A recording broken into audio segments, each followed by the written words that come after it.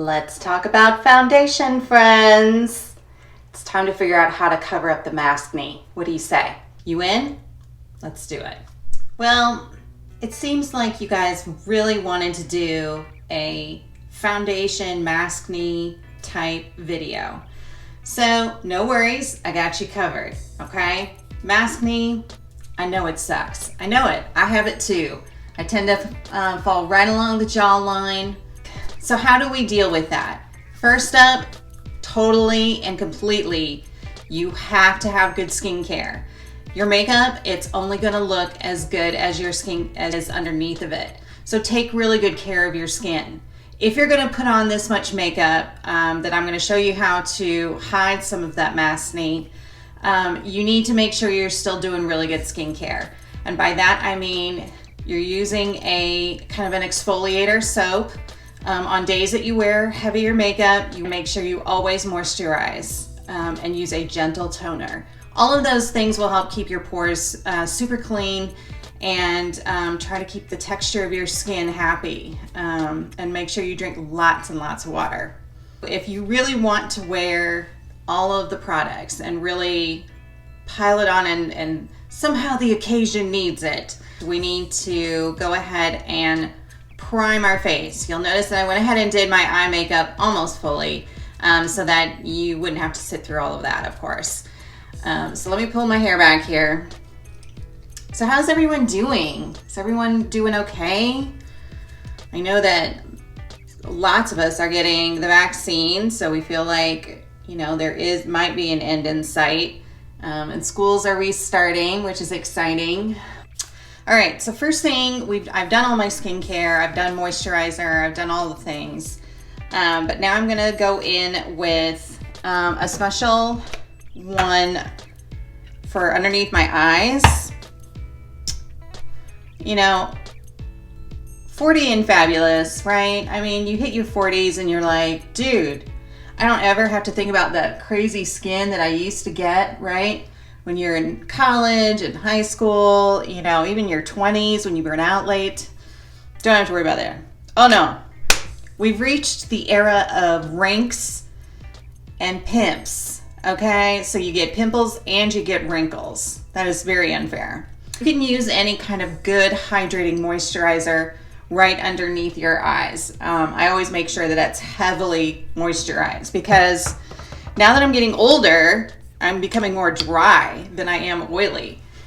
So to keep your makeup from drying up like a prune, you need to make sure that you've got some good primers underneath of all of that cake. Also trying out this Sleek Makeup Hydrating Primer. You know, anything that's hydrating in there that has hyaluronic acid in it, that's a really good primer that you want to have on your list. And clinicals again, friends. I'm doing better. I'm seeing a lot more patients and just some really interesting ones. So color correcting could be its own special video. The big thing is taking a look at your face and seeing, you know, where are your dark circles, where are the colors that you need to even out. So for me, I have kind of greenish, kind of light blue greenish circles right here. We'll call that graduate school. We'll call that healthcare. Okay.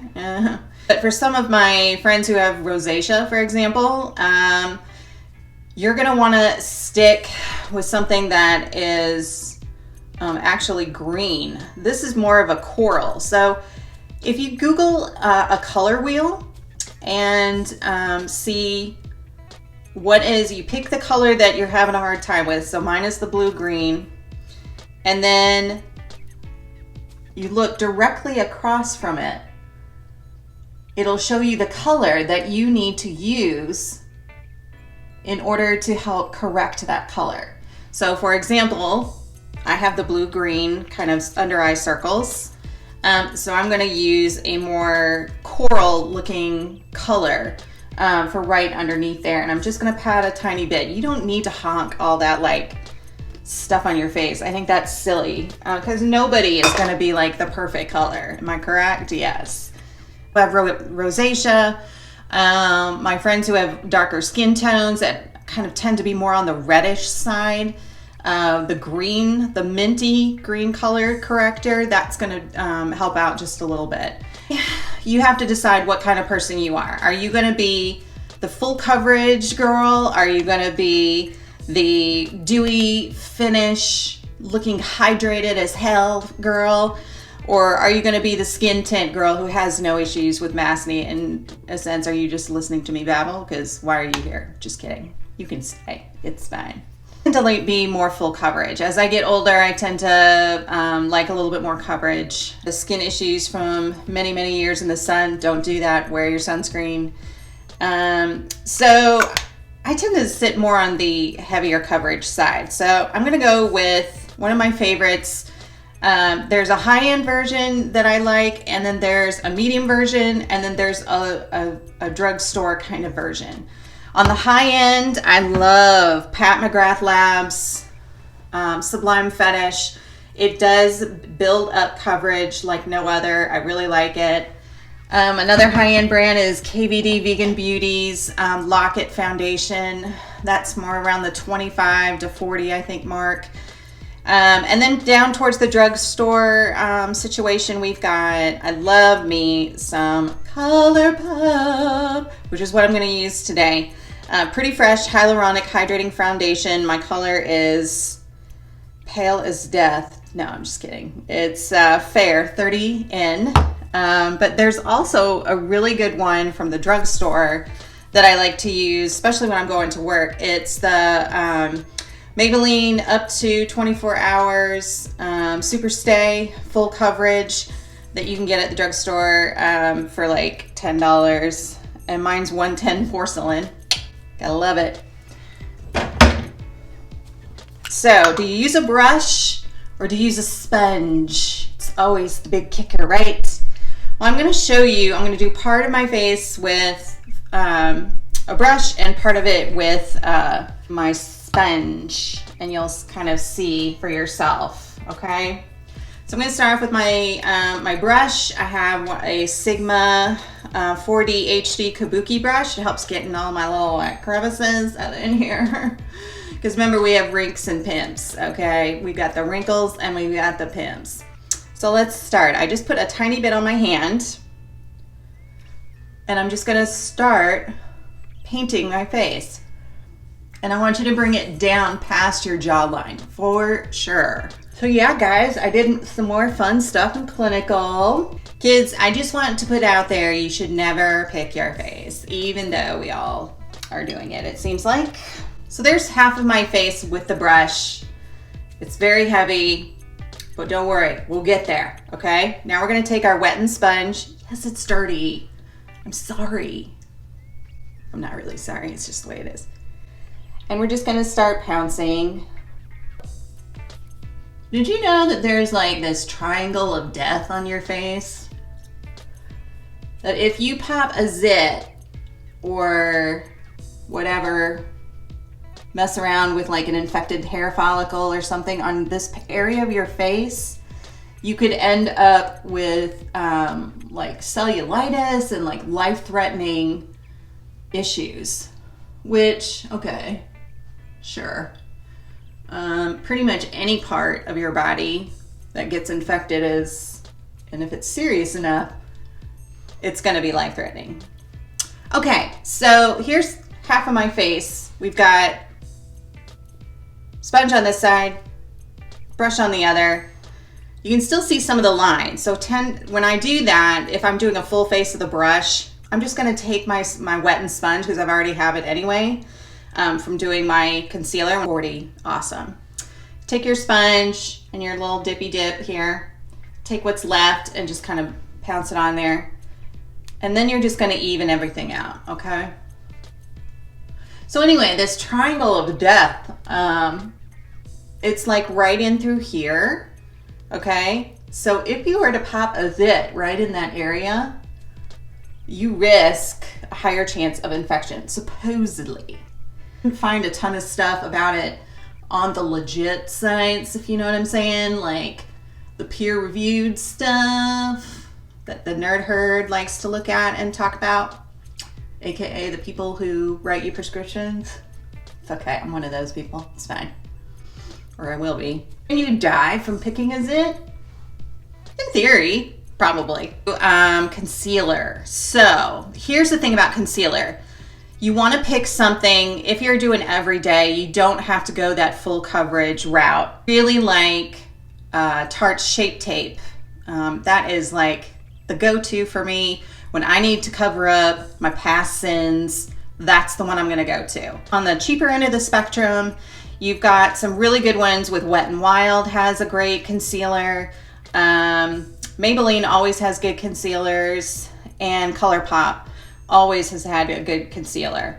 I am going to use Pat McGrath Labs because I'm out of my Shape Tape. I'm going to use the one that's closest to that, and this is their Skin Fetish Sublime Perfection Concealer in L2. Now sometimes when you watch these videos, you'll just see them go completely cray-cray with the concealer. That's not my shtick. I try not to anyway, because I feel like the more stuff you're putting there, it's going to become really drying and start looking patchy. You're going right on top of that color corrector. It's fine. See, I went too much. Why did you not stop me? Okay. I need to have some sort of like message on my wall that says, "Are you wearing too much concealer?" Just to make you question, you know? I don't think I've ever taken care of somebody who's like directly died from like zittage, but that doesn't mean it can't happen. So that foundation really covered a lot of my maskne issues. Like, happily surprised when a drugstore product, you know, I still consider ColourPop a drugstore product, when they do so well. It's like, I thought you were supposed to spend hundreds of dollars on a product for it to perform well. Not anymore, kids. Okay? Now that we've got our cash because we've done our time and worked and went to school and did our time and saved our money and we're ready to spend money on good makeup. Of course, now we're getting all the good stuff on the cheaper price. Sure. Now this is totally an optional thing, okay? This is a fairly recent type thing. Maybe it was Charlotte Tilbury, but she has this Hollywood Flawless filter, okay? And I have it in the shade Fair 1. And it's almost like a liquid highlighter for your face. You could do this with concealer, absolutely. But this has a little bit of a glow to it. I've seen people put it under their foundation and then let it peek through, and I've seen people put it on top. I seem to have better luck getting it to look blended and okay when I put it on top. I've been kind of experimenting with it. And I just put it on the areas of the face where the light is gonna hit me. So when you're looking straight on it yourself in the mirror, look at where the lights hit you. So mine is gonna be right along the cheekbones, okay? So like right there. And then right straight down the center of your nose. You're glowing from within. Boy, that was cheesy.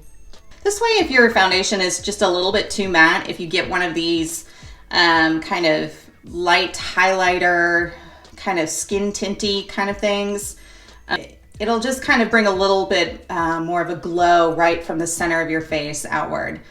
And then the lights on in a room will catch that light and project it outward. I don't like doing a ton of contouring when it's just like, you know, we're not really going anywhere, but hey. Contouring is kind of a weird concept, but like an extra and last of the Mohicans here, friends. But once I started doing it more frequently, I realized how much of a difference it actually makes. So I use cheap contour sticks. This is from Walmart. It's the hard candy highlight and contour stick. I don't use the highlight part because I think it's crap, but the contour part is really good. So you're gonna do kind of like the same kind of thing as we did pouncing our foundation and concealer in. We're just gonna kind of do that in the areas that we contoured. Just pouncing it in. Do you guys know the difference between a boil and a furuncle and a carbuncle? I love the names of shit, man. Somebody in medicine, they have a sense of humor. We can't just call something a no, we have to make it a little bit difficult for you. We got to name it like 5 different things, okay? Someone says, well, what were you in the hospital for? You can be like, I had an infected carbuncle. It's very rare. And most people will be like, ooh, okay, I'm sorry I asked. So glad you're doing better. Not realizing that you're just saying you had an infection of a pimple on your face or wherever. Bikini line, who knows? Set our under eyes. I'm just gonna give it a little spongy sponge. I think we've done all we can with our cream products here. So you need to find a good blurring powder, light powder for underneath your eyes. I feel like this is the area that's gonna get hit the most with a mask, where you've put your concealer and your corrector if you've used it. You really should have a good blurring powder that will really sit well there, and you might have to put several layers just to make sure that you don't lose that kind of good coverage. It's not baking per se underneath my eye. I'm just putting a light, little bit, and I'm using a really, really, really dense sponge. I don't know if you guys can see how, it's not even wetted, it's totally dry. And I am just kind of pushing that in right there, the side of my nose right here, okay? See how it's like, if you look at me now, it's like I blurred a lot of that under eye stuff, okay? Get some rinks under control. Do you guys remember when you got your first like acne? Remember going, why does this freaking hurt so much? What is this like bug bite on my face? So what are we gonna do for powder, y'all? I go with a translucent powder. Some people do a banana powder. I like the translucent because no matter what you're doing, whatever look you're going for, it's gonna look okay. And it'll stay. It'll actually stay on longer. So one of my favorites, and it's so cheap, the Wet n Wild Photo Focus Translucent Powder. Oh my god, you guys, it's really good. So when I'm actually gonna go somewhere, I need a couple of things. I need a crazy stiff sponge like this. See how like, whoa. And it's got this cool shape to it that's kind of phallic looking. Yeah, you need one of those. And then you also need a setting spray. You're gonna dip your sponge, which is dry at this point, you're gonna dip into the powder and you're just gonna give it a quick little spray, okay? And then you're gonna start pushing it in to the skin. Now, not only does this help kind of melt in to the skin, but it's also gonna stay longer. You can do this underneath your eyes as well. I just chose to use a blurring powder this time around. And I'm gonna put a little bit more down here. My sponge is still kind of wet from that last spray because it's kind of an aggressive sprayer. I'm using the Smashbox Photo Finish setting spray. So on the areas where I know my mask is gonna be hidden, I'm doing a little bit more. My nose gets very dry. I don't know about y'all. My nose gets really dry, so I try to be very careful with the amount of powder I put on it. You know, if I know that I'm not gonna be showing it off, and I just, you know, I don't do a whole bunch of powder on there. Okay. So we've pushed it in there. Now I'm just gonna take a light dusting, okay? I'm gonna take a light dusting and just kind of make sure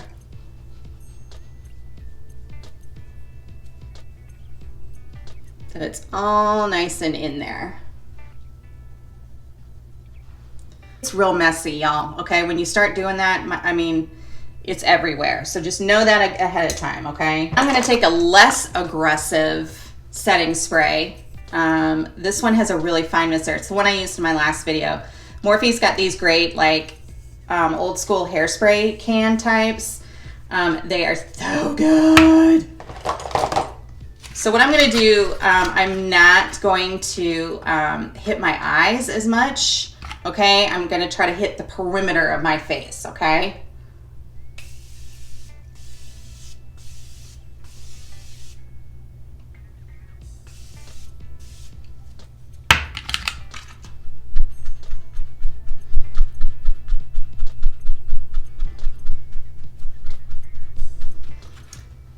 And then I'm gonna take that powder sponge and I'm just gonna lightly push all over my exposed skin that I put powder on. Just pushing it into the skin so that that setting spray and the powder are starting to get to know each other, okay? So while that's melting in and they're all getting to know each other, I'm going to speed through and finish off my eyebrows, finish off my eyes, and then we'll come back and we'll do bronzer and kind of finish up some more steps for our look, okay? All right, okay, I'm back. Now we're going to put on just a little bit of blush and bronzer so we don't look quite so scary with our Matty McMatterton face. So I like using Milani bronzers. I have it in Silky Matte Suntan 03. Yeah. Swirl my brush. Find my cheekbone underneath my layer of fat that's right there. Chisel out a little. Remember where we contoured earlier? Yeah, that's what we're gonna do now. So I don't think I even like answered my own thing. Do you guys know what a carbuncle versus a furuncle is? They're such fun names. I can't. So a carbuncle is actually a collection of boils that are like all together. They kind of merged as one large glob, and it would appear infected. And really, really nasty and very painful. So another reason why you should exfoliate. I try to hit my bronzer too, like just slightly above where I think my mask will sit, because that way people will have the illusion of seeing some more of the colors that are on your face, and it won't be quite so stark. Also, you won't feel like you just put it on in vain because no one's gonna see it. Got it. Because I went a little like cray-cray with my eyes, I'm gonna do kind of a lighter blush look. So Milani's got some really, really nice kind of glowing blushes and bronzer types that I love using, but also on the high-end version, Hourglass does some very, very beautiful, very light blushes. And again, just like we did before with our bronzer, we're gonna go just a hair higher because we want the illusion to peek out from the top of our mask. The one I used last time was like, I was not expecting it to be so pigmented, and it just went everywhere, and I looked kind of like a cadaver because there was a lot of blush all over the place. People have ingrown hairs like all the time, but what I will say is that one thing you should never probably do is sit in a hot tub afterwards, after you've popped it, and hoping that that'll like open it up more.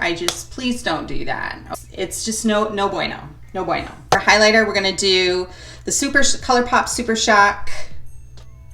Oh yeah, I did say it right. Super Shock Cheek in Over the Moon. These things are amazing. The texture, if you've never tried these, I can't even describe to you. So look, I've even hit pan. Just gonna put a little up here. The reason I put a little bit up here too is because that's where the light is gonna hit. I also know that way the eye is drawn upward, okay? So when you have your mask that sits like here, you want people to like kind of focus on like the upper part, right? So if you go straight up the middle of your eye and hit right here, that is where you want to put your highlighter. And on the flip side, if you go straight down, you don't want to go farther than that on your cheek, okay? It helps keep the symmetry of your face looking even. Don't look at you and be like, there's something not quite right there. Don't tell me you haven't seen people like that. Our awesomely awesome fine mister on our face.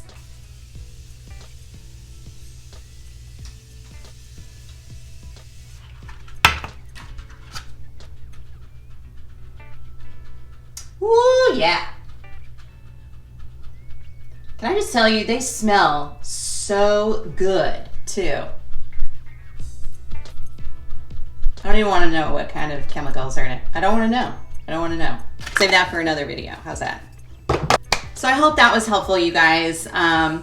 We talked about some random things. I was feeling very random today. I don't know. It was kind of like, you know, shiny thing. Oh, get distracted easily. But tell me in the comments what you guys want to see next. Do you want to see a colorful look? If so, what colors? What kind of things do you want to see? I'd be happy to just sit here and do makeup with you, and we can try different color combinations and see what works. I can try products that you're curious about. Just let me know. Let me know what you think. And if you've tried some of these products before, let me know what you think of them as well.